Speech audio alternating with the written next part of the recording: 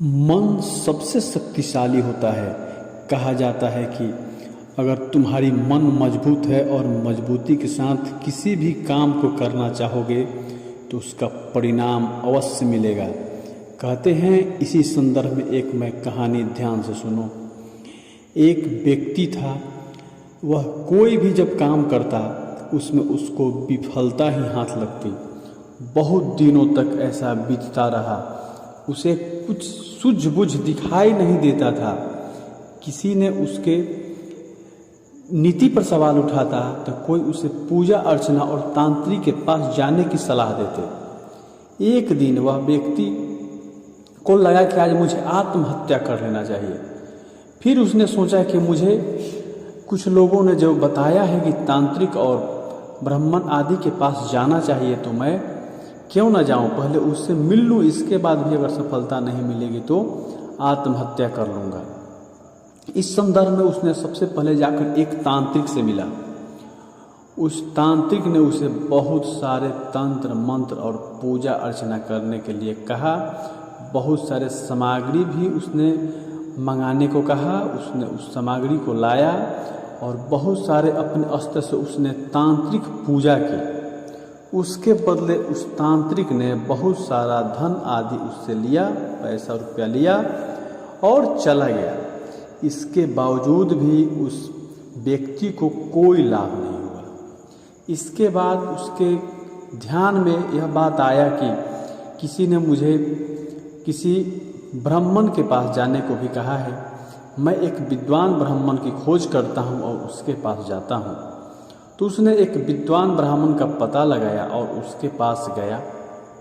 उस ब्राह्मण से सारी बात बताया कि मैं बहुत ही दुखी हूँ, क्योंकि मैं जो भी काम करता हूँ उसमें मुझे विफलता ही हाथ लगती है और मैं लोगों के कहने पर एक तांत्रिक पूजा भी करवाया, उससे भी मुझे कोई सफलता नहीं मिली है।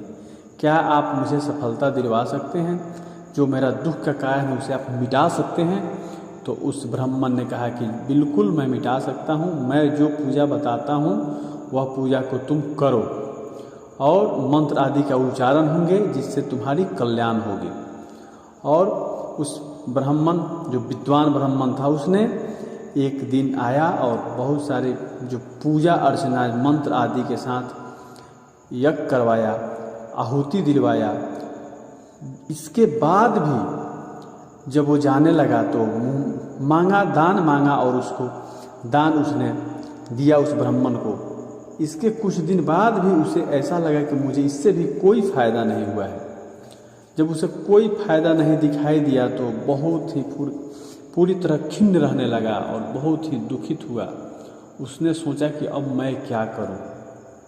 अंत में वो बहुत ही निराश हो चुका था। उसे लगता था कि मुझे आत्महत्या कर ही लेनी चाहिए। इस पर उसे एक व्यक्ति ने मिला। उसने उसे देखा कि बहुत ही वह निराश है, तो उसने निराश का कारण पूछा। इस पर उस व्यक्ति ने बताया कि मैं जो भी काम करता हूँ उसमें मुझे विफलता ही हाथ लगती है। मैं सफल का कभी मुंह नहीं देखा हूँ। मैं चाहता हूँ कि मैं कैसे सफल हूँ और मेरे जीवन से कैसे दुख का साया मिटे।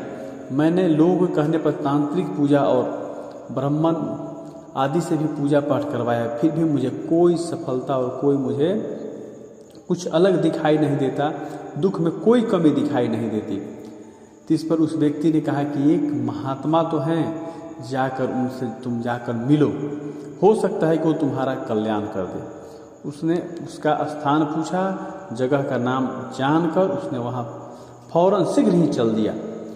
गया वहाँ, उस महात्मा को देखा कि वो महात्मा ध्यान में थे। उन्हीं के सामने वह दुखी मन से बैठ गया। जब महात्मा का ध्यान टूटा तो उस महात्मा ने देखा कि मेरे सामने एक युवक जो कि बहुत ही निराश मुद्रा में बैठा है। उसने उसे बुलाया अपने पास और उससे उसका कारण पूछा निराश होने का। तो इस पर उसने सारी अपनी व्यथा कहानी सुना डाली कि मैं जो भी काम करता हूँ उसमें मुझे विफलता ही हाथ लगती है। लोगों के कहने पर मैंने तांत्रिक पूजा करवाया, उस तांत्रिक को काफ़ी धन दिया, ब्राह्मण से भी पूजा करवाया, उसको भी दान दक्षिणा दिया, फिर भी मुझे कोई सुधार नहीं दिख पड़ती। मुझे कोई ऐसा जान नहीं पड़ता है कि मेरे जीवन से दुख का साया कम हुआ है। या मैं जो काम कर रहा हूँ उसमें मुझे सफलता मिलती दिख रही है। इस पर उस जो संत थे उन्होंने कहा महात्मा ने कि ठीक है, एक काम करो, तुम यहाँ से अपने घर जाओ और मन में ये भाव बिना जिह्वा चलाए बोलना, मन से उच्चारण करना कि मैं सुखी हूँ, मैं सुखी हूँ।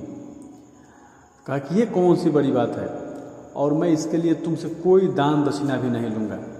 उसने देखा कि मैंने कई एक तांत्रिक पूजा, ब्राह्मण पूजा आदि किया, इसके बावजूद भी मुझे कोई सफलता हाथ नहीं लगी, जिसके बदले मैंने काफ़ी धन भी खर्च कर दिया।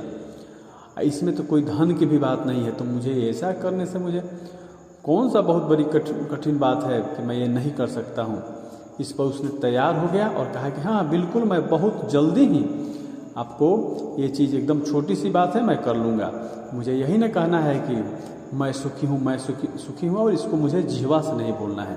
तो इस पर उस महात्मा ने कहा कि हाँ बिल्कुल ऐसे ही। जब वह व्यक्ति घर की ओर जाने लगा तब महात्मा ने पीछे से धीरे से कहा कि लेकिन एक बात ध्यान रखना कि तुम कभी मन में जब तुम ये जपो, ध्यान करो कि मैं सुखी हूँ, तो तुम्हें कोई बंदर का चेहरा नज़र नहीं आना चाहिए, बंदर का कोई भाव तुम्हारे मन में नज़र नहीं आनी चाहिए। तो इस पर उस व्यक्ति ने कहा कोई बात नहीं है, बंदर तो मैं कभी बंदर के बारे में सोचता ही नहीं हूँ, तो कैसे आ जाएगा। कहे कि नहीं ठीक है तो जाओ। जब उसने गया तो फौरन उसके दिमाग में बंदर की याद आ गई। उसने कहा कि गजब, संत ने मुझे कहा था कि बंदर की जेहन में, दिमाग में बात नहीं आनी चाहिए, कैसे आ रहा है, आज तक नहीं आता था। फिर उसने उसको भुलाया, फिर आगे गया, फिर उसको एक बार वो बंदर दिखाई दिया, उसी के बारे में सोचने लगा। उसने सोचा कि गजब भी नमूना है। उस महात्मा ने कहा था आज तक मुझे कहने के बाद ही मुझे आज बंदर बार बार मेरे जेहन में, दिमाग में नज़र आ रही है, मैं उसके बारे में सोच रहा हूँ, मैं क्या करूँ। सोचते सोचते उसने घर पर गया और पत्नी से कहा ओ बंदरिया, मुझे बंदर खाने में परोस दो। इस पर उसकी पत्नी सोची इसको क्या हो गया है, तो उसने उसको बताई कि ऐसे क्यों बोल रहे हैं। फिर उस व्यक्ति ने सोचा कि अरे मैं इतना दिन से मैं बंदर बंदरिया नहीं कह रहा था, ये मेरे पास आज क्या हो रहा है। तो फिर आकर उसने उस संत से सारी बात बताई कि मैं, जब आपने बताया कि मैं सुखी हूँ, मैं सुखी हूँ का भावना लेकर चलना है और बंदर के बारे में कोई भावना नहीं आनी चाहिए, तो मैं जब जब ये सोचता हूँ कि नहीं आए तो कभी न कभी ये आ ही जाता है। और ऐसी घटना घटी है कि मैं अपनी पत्नी को बंदरिया कह दिया हूँ और खाने में बंदर परोसने को कह दिया हूँ। तो संत ने कहा कि समझो, यही ज़िंदगी में यही दुख हटाने का, जो तुम सोचते हो जाने अनजाने में सोचोगे, जैसे उसकी प्रविष्टि होगी वो तुम्हारे अंतरात्मा में बैठ जाती है। जितना तुम जिसे हटाना चाहते हो वो आपको तुम्हारे न चाहते हुए भी अंतरात्मा में बैठ जाती है और तुमको हमेशा वो परेशान करेगी। जिस चीज़ को तुम चाहो कि मेरे जीवन में शामिल न हो उसको तुम चुपचाप जाने दो, उसके बारे में कोई नहीं, पॉजिटिव नहीं सोचो तो निगेटिव भी मत सोचो। उसके बारे में अगर तुम निगेटिव ही सोचते हो, नहीं इससे बच के रहना है, इससे बच जाना है, तो तुम्हारे न चाहते हुए तुम्हारे अंतर्मन में प्रविष्ट कर जाती है और तुम्हारे दुख का कारण बनती है। इसलिए तुम जो चाहोगे, जो सोचोगे वही बनोगे। इसलिए जिसको तुम जाने देना चाहते हो, जिससे कोई वास्ता नहीं रखना चाहते हो, उसको तुम चुपचाप जाने दो, ना ही उसके बारे में कोई पॉजिटिव सोचो ना ही नेगेटिव सोचो। इस कहानी से आपको ज़रूर सीख मिली होगी, कमेंट करके बताइएगा। अगला कहानी के लिए वेट कीजिए। धन्यवाद।